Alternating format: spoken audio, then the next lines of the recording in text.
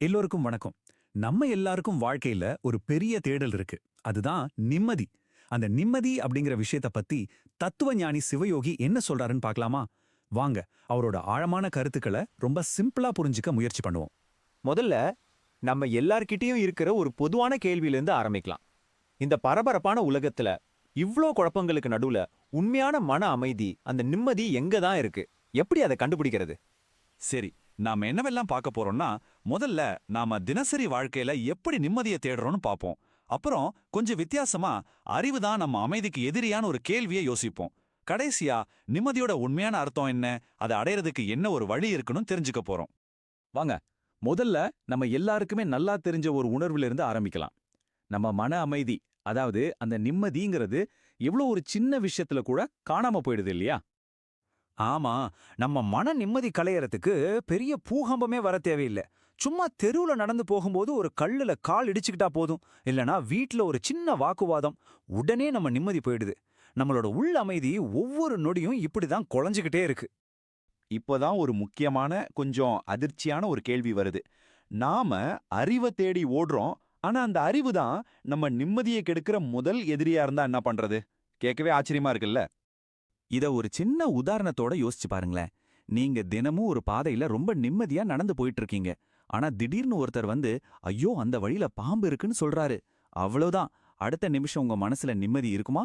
இருக்காது. பயம்தான் இருக்கும். அப்போ அந்த பாம்பு இருக்குங்கிற அறிவு தானே உங்க நிம்மதியை கெடுத்தது. சரி, அப்போ அறியாமையிலே இருந்துடலாமா? அதுவும் முடியாது. உண்மையான பதில் என்னன்னா, நிம்மதிங்கிற வார்த்தைக்குள்ளேயே அது ஒளிஞ்சிருக்குன்னு சொல்றாரு சிவயோகி.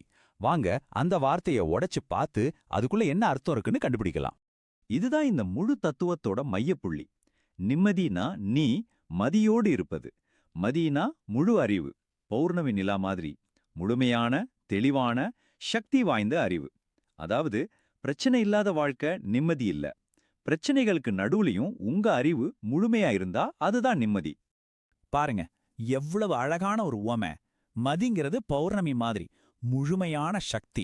ஆனா நிலாங்கிறது தேய்பிறை மாதிரி ஒளி குறைஞ்சே குழப்பத்துல இருக்கிற ஒரு நிலை.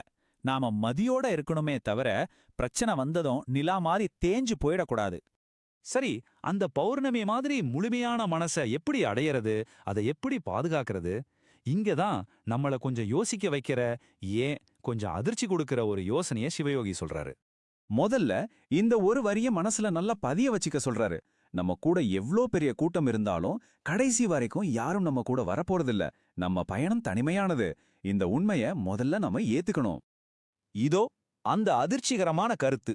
அசைக்க முடியாத ஒரு முழுமையான நிம்மதியை அடையணும்னா நீங்க ஒரு பிணம் மாதிரி இருக்கணும்னு சொல்றார். என்னது, பிணம் மாதிரியா? ஆமா, அதான் அவர் சொல்ற வழி. இருங்க, பின்னான்னு சொன்னதும் உணர்ச்சியே இல்லாம மரக்கட்ட மாதிரி இருக்கணுமான்னு நீங்க கேட்கலாம். அதுதான் இல்ல. எங்கதான் ஒரு சூட்சுமமே இருக்கு. உள்ளுக்குள்ள, அதாவது உங்க மனசுக்குள்ள நீங்க ரொம்ப உயிர் போட, எல்லாத்தையும் உணர்ந்து யோசிச்சு செயல்படணும். ஆனா வெளியில இருந்து வர பாராட்டு, திட்டு, அவமானம், இது எதுக்குமே ரியாக்ட் பண்ணாம ஒரு பிணம் எப்படி எதற்கும் அசையாதோ அப்படி இருக்கணும். சரி, இந்த பிணம் தத்துவம் கேட்கறதுக்கு ரொம்ப தீவிரமா இருக்கு. இதை நம்ம அன்றாட வாழ்க்கையில எப்படி பயன்படுத்துறது? இது சாத்தியம்தானா? வாங்க, அதை எப்படின்னு பார்க்கலாம். இதுக்கு அர்த்தம் சோம்பேறியா இருக்கிறதில்ல. நீங்க உங்க வேலைகளை, கடமைகளை செஞ்சுக்கிட்டே தான் இருக்கணும். எல்லா உணர்வுகளையும் அனுமதிக்கத்தான் வேணும். ஆனா அந்த செயலோட முடிவு என்னவாகுமோ, மத்தவங்க என்ன சொல்வாங்களோன்னு கவலைப்படாம அதுல பற்று இல்லாம இருக்கணும். இந்த உதாரணங்களை பாருங்க, உங்களுக்கு நல்லா புரியும். ஒருத்தருக்கு உதவி செய்யும்போது மனசுக்குள்ள கருணை இருக்கு.